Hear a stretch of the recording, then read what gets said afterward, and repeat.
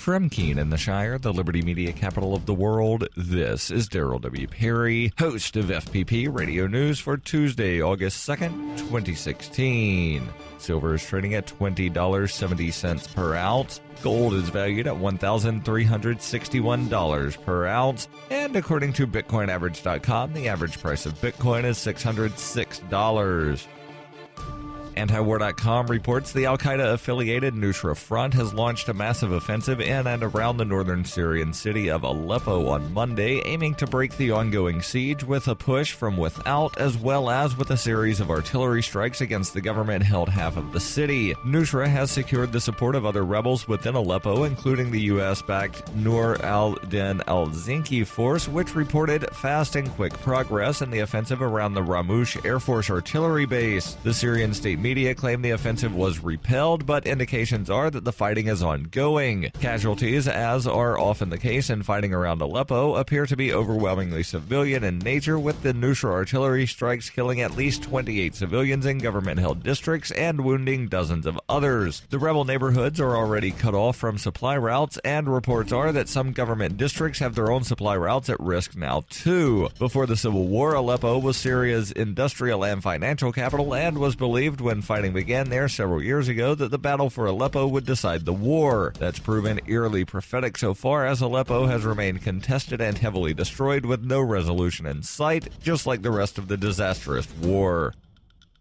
When her plush and comfy life suddenly and unexpectedly fell apart, Brooke and her dog Cloud set out to defy the odds. If this is a man's world, as they say, living on the streets is no place for a young woman. One day she awoke in the redwood forest and realized she had become a hobo, and would ultimately come to know exactly what it means to survive. How to Be a Hobo by Brooke Willett is available from Amazon.com and all major bookstores.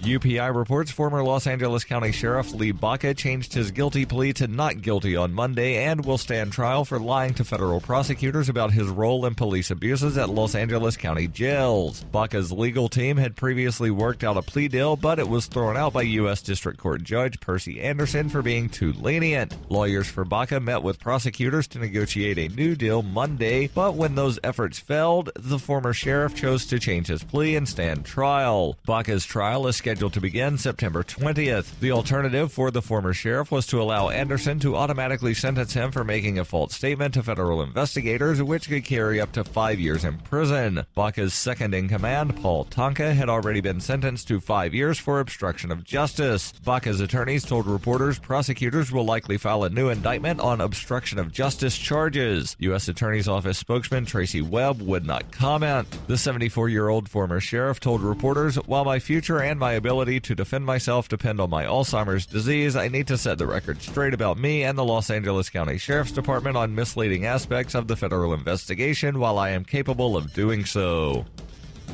For nearly 40 years, Roberts & Roberts Brokerage has been a trusted source for buying and selling precious metals like gold and silver. They also take Bitcoin for precious metal purchases and have permanently removed the minimum purchase amount for all orders paid in the digital currency. Call Roberts & Roberts today for knowledgeable advice on buying and selling precious metals and a forward-thinking approach to new technologies. 800-874-9760 or visit online at rrbi.co.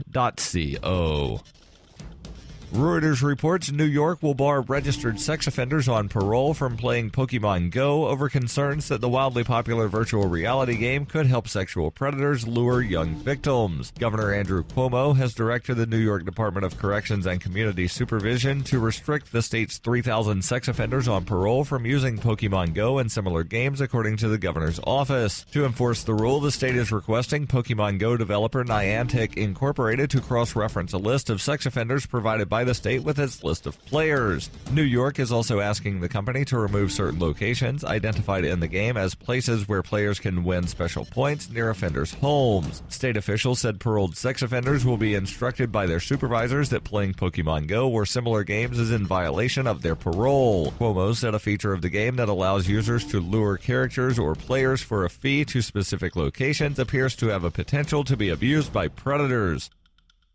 This has been FPP Radio News, online at fppradio.com.